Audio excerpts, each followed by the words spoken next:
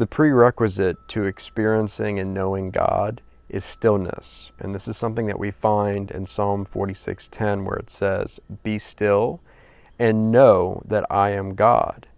And so before we can directly experience or know God, there must be some kind of stillness that precedes it. And typically what happens when people want to know God or have some kind of mystical experience of God is they are trying to have this knowing, they're trying to have this experience from the level of the mind. But the problem with this is that the mind is finite and God is infinite, and that which is finite can never know that which is infinite. So that's the problem. You start meditating, you start praying from the level of the mind, and you think that you can know or experience God from this level, you're going to be very discouraged and frustrated from this approach because it simply doesn't work. It's impossible. And that's why meditation specifically is designed to take you beyond the mind. It's transcendence. And when you go beyond the mind, what you realize, what you discover, is that there's this innate stillness to your being that you've always had that is within your heart space, and it really has nothing to do with the mind. It's this peace that surpasses all understanding. It surpasses the mind totally. And so when you start meditating, what happens is you start off in the beta brainwave state, and you're distracted and the mind is all over the place, and you're trying to experience this inner silence, this inner stillness, and you feel like the more you try to, the harder it gets, and you feel like the quieter you become, the louder it gets within you. So like I said, the mind is just super distracting and all over the place, and it's hard to experience that inner peace, especially if you have a lot going on in your life and you're super stressed. So there's different techniques that we can apply in the early stages of meditation that make it really easy to actually go from the beta brainwave state into these deeper states of meditation like alpha or the theta brainwave state that enable us to enter into the heart space where we have that stillness already within us. Because here's the thing about the stillness. The stillness is not something to be attained. The stillness is the nature of who we really are. Let me repeat that. The stillness is the nature of who we really are. So all you're doing in this shift, in this experience of the heart space, going from the head space to the heart space, is experiencing the true nature of your being, which is inherently stillness. And when you experience this inherent stillness of your being, that is when you can directly know God. Not believe in God, not think about God. No, you can know God. You can directly experience God. It's what some of the mystics have called experiential knowledge, which is different from intellectual knowledge, because again, this is so much bigger and better than trying to figure God out from the headspace, from the intellect, from the analytical mind. Because again, the mind can't even do this. It's impossible for that which is finite to fully understand or know that which is infinite. And so when you're meditating and you're able to start transcending the mind, which can be done through a mantra, focusing on a mantra, saying a mantra, or simply by following the breath, you can notice a shift in your inner being, in your consciousness. You can notice that, okay, I'm drifting into the alpha brainwave state, and now I'm feeling calmer. I'm feeling this sense of deep relaxation. I'm feeling this sense of deep inner peace, and things are changing, and I have less thoughts, and now I'm starting to just be instead of trying to do, instead of trying to accomplish something in this practice. And when that happens, now you're entering into this space where the stillness starts to draw you in. And then you see in that moment that, oh, it was never about me like trying to get this stillness, because I already have it. And now that I'm opening myself up to this true essence of my nature within me, which is stillness, the stillness in and of itself is pulling me into deeper levels of stillness and silence. And this is where God is. This is where you know God. But before you even start meditating, like if there's all these things in your life that are distracting you, you can meditate all you want and like you won't be able to transcend into these deeper levels of meditation because you've got too much going on in your headspace, in your mind. So that's why, it may be necessary to examine your life and to see, okay, what am I spending my time with throughout the day?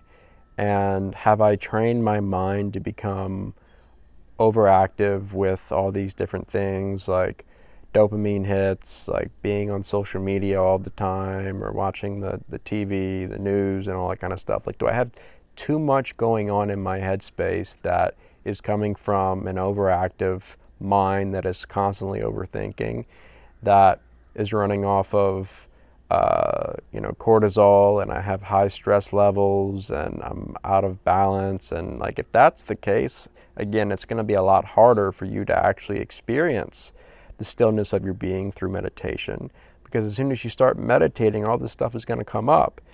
And yes, there's a way to get past all of this. There's a way to transcend it, but you have to be willing to let go. You have to be willing to say, you know what, these things are distractions, and there's a time and place for moderation, absolutely.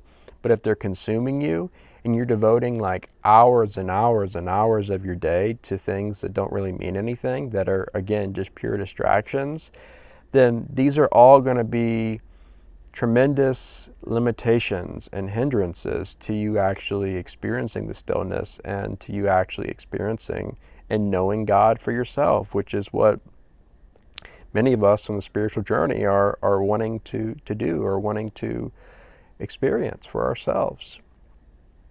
So yeah, examine yourself and see, okay, where is my energy going?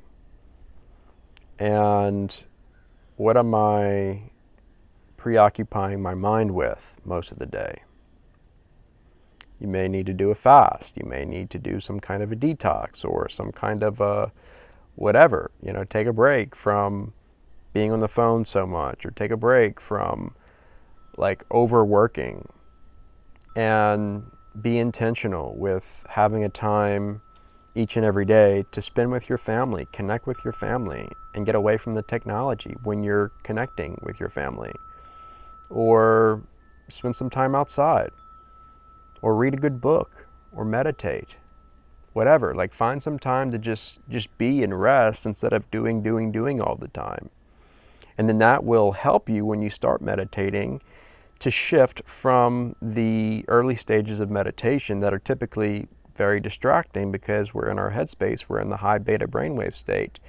It will help you to move past that early beta brainwave state faster and more efficiently than you trying to just start meditating with all these other things on your mind. And that's why another thing with meditation is it's good to warm up before you meditate. We warm up for all these different things in our lives, like if we're playing sports, or if we're working out, or going to the gym, or whatever we're doing. It's like we have this time, this period of preparation, of warming up before we step into the game, before we step into the main event, before we step into the workout. And so why wouldn't we do that for meditation? We should be doing that for meditation. And the best way to warm up the mind for meditation, and the heart, to open the heart for meditation, is, in my experience, there's many different ways, but I'm just sharing my experience, has been either listening to music that I know opens my heart, or some kind of breath work. All right, so those two things in my experience as of lately has helped me to really calm down before I even start meditating, to where I'm already like in the alpha brainwave state going into the meditation. And then it takes, not even 10 minutes for me to be in my heart space. My heart is open, and that inner stillness is just overtaking my being. And I can have a direct experience with the divine and be transformed by that. So think of ways that open up your heart, or things that open up your heart, and things that keep you in that heart space. Maybe you start crying, maybe you start laughing, maybe you just feel like this lightness, this peace. That's what I'm talking about, where you can notice a shift from being in your head space into your heart space, and then you start meditating. So be still and know that I am God. That is the sequence, that is the blueprint to directly experiencing the divine and having a profound mystical experience or encounter that changes your life forever.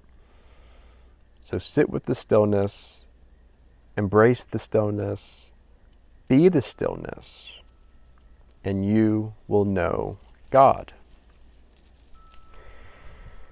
So I think that's it for today. If you found this video helpful, informative, or insightful, please leave a thumbs up at the bottom of the screen, and be sure to subscribe to my channel if you haven't already. Thanks for watching, and I'll see you next time.